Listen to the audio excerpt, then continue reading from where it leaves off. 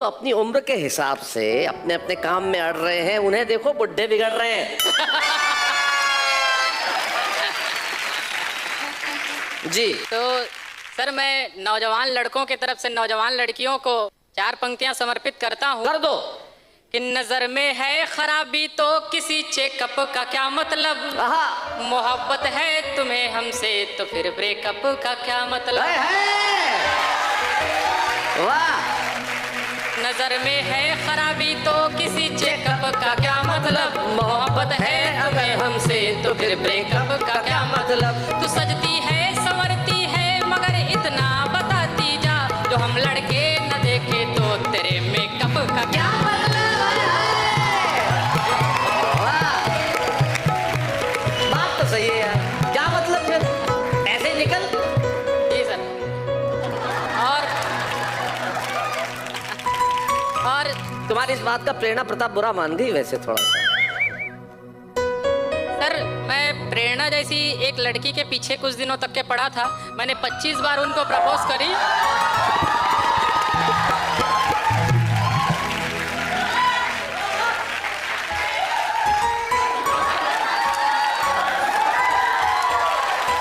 बेटा, 8वीं क्लास के बच्चे पीएचडी की क्लास अटेंड नहीं करते।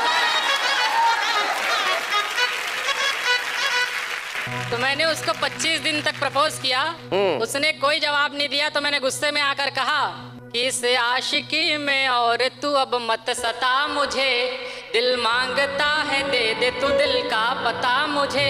हर रोज तेरे भाव क्यों बढ़ते हैं आजकल, हर रोज तेरे भाव क्यों बढ़ते हैं आजकल। लड़की है या पेट्रोल बस इतना बता मुझे।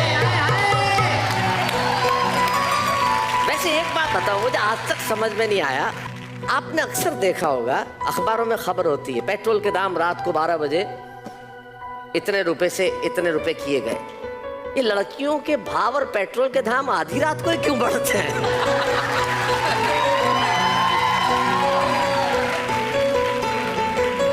ये तो शोध का विषय है सर। जी मैं भी शोध कर रहा हूँ। हाँ। देखिए, मैं 4 पंक्तियां हमारे कैमरामैन भाइयों के हवाले करता हूँ। कि शादी सगाई के लिए सब वारते हैं ये, हर रोज एक लड़की पे दिल हारते हैं ये। फोटो को खींचने के बहाने से हर जगह, फोटो को खींचने के बहाने से हर जगह, आंखें बदल बदल के लाइन मारते हैं ये।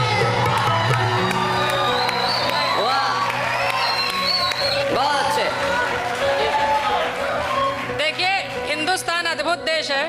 मैंने एक शराबी से पूछा कि भाई तुम इतना पीते क्यों हो, तो उसने जवाब दिया कि हम प्यास से किसी को यूं मरने नहीं देंगे, मारे बिना उतारा उतरने नहीं देंगे। चाहे गिरे पड़े रहे नाले में खुद मगर, चाहे गिरे पड़े रहे नाले में खुद मगर, इस देश की जीडीपी को गिरने नहीं देंगे।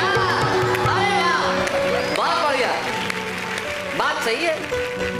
देश की अर्थव्यवस्था में उनका बड़ा योगदान है। हाँ सर, और मैं सच बता रहा हूँ, कोरोना काल के दिनों में मेरे एक दोस्त ने शादी कर ली, तो उसने मुझे इनविटेशन नहीं दिया। तो मैंने उसको फ़ोन करके कहा कि भाई तूने मुझे आमंत्रण क्यों नहीं दिया। तो उसने जो जवाब दिया, जवाब सुनिएगा।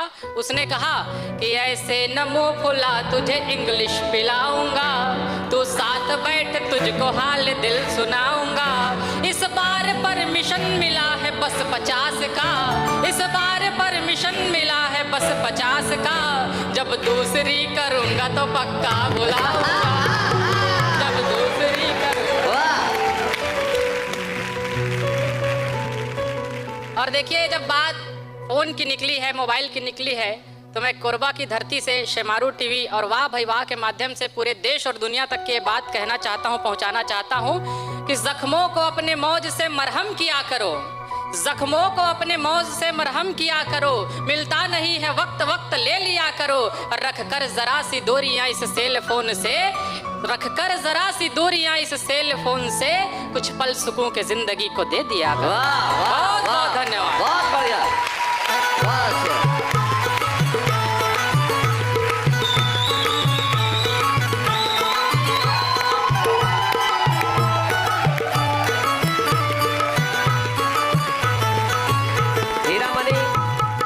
जैसा कि मेरे बारे में बताया गया है और मेरे बारे में इधर से भी बताया जा रहा था, शैलेश जी भी मेरे पे टिप्पणियां कर रहे थे कि ये बहुत पुराना व्यक्ति हो सकता है, पर मेरा कविता क्षेत्र में इतना नाम नहीं हुआ। तो शैलेश जी जब मुझसे पूछते हैं कि भाई तुम इतने पुराने व्यक्ति हो, इतने पुराने कवि हो, तो कविता क्षेत्र में तुम्हारा नाम क्यों नहीं है, तब मैं उनको बताता हूँ कि मैं पिछले 10 वर्ष तक हमारे गांव का सरपंच रहा। अच्छा दरअसल बात तो ये है कि सरपंच का चुनाव तो मेरी पत्नी जीती, अच्छा, पर सरपंच हम रहे। शैलेश जी उस वक्त अधिकारियों ने मुझे एक नई डेजिग्नेशन दी, अच्छा, रणजीत सिंह जी राणा सरपंच पति। बहुत अच्छे।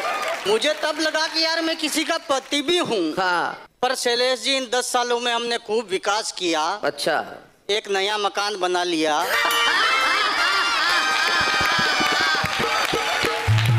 जमीनें खरीद ली। हाँ, शैलेश जी मेरे एक विधायक महोदय मित्र हैं, उन्होंने मुझे विधायक निधि दी विकास करने के लिए, तो मैंने उनकी विधायक निधि से ऐसी जगह पुलिया बना दी जहाँ नाले थे ही नहीं। वो तो जनता ने मुझे इस बार हरा दिया, नहीं तो इस बार मैं नीचे से नाले भी निकाल देता। अरे वाह, बहुत बढ़िया।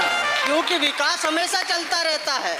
पर शैलेश जी एक बात बताऊं, आप तो हंस रहे हो, पर सरपंचों को बहुत से काम तो मजबूरी में करने पड़ते हैं। अच्छा, वो जब हम पहली बार सरपंच का चुनाव जीते तो मेरे मित्रों ने कहा राणा साहब आप पढ़े लिखे हो, तो ऐसा विकास करना सरकारी पैसों से कि गांव के चारों तरफ से विकास दिखे। तो शैलेश जी मैंने गांव के एक तरफ नदी है उस पे पुलिया बना दी, एक तरफ सरकारी पैसों से विद्यालय भवन बना दिया, एक तरफ पानी की टंकी बना दी, पर एक तरफ कोई सरकारी जमीन ही नहीं थी, वहाँ मेरी जमीन थी, तो मुझे मजबूरी में वहाँ मकान बनाना पड़ा।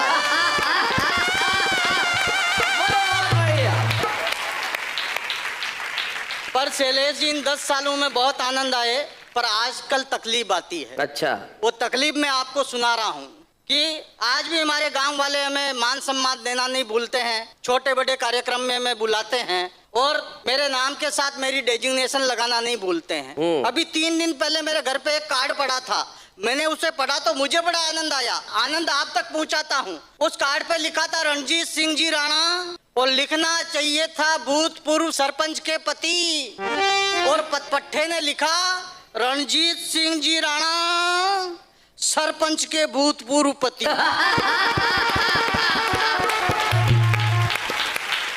बहुत अच्छे। तो ये तो हमारे सरपंची कार्यकाल के नमूने थे, पर एक अच्छी कविता सुनाने का आपको मन हो रहा है, वो अच्छी कविता आप तक पहुंचाता हूँ और आनंद लेना उस कविता में भी। कि दरवाजा खोला तो सामने था यमराज खड़ा, मूछें थी मेरी जैसी और भैंसा था बहुत बड़ा। अच्छा, मैंने कहा सर भैंसे को साइड में पार्क करके सीधे अंदर आइए, पार्क क्या करके? लेंगे शौक से फरमाइए।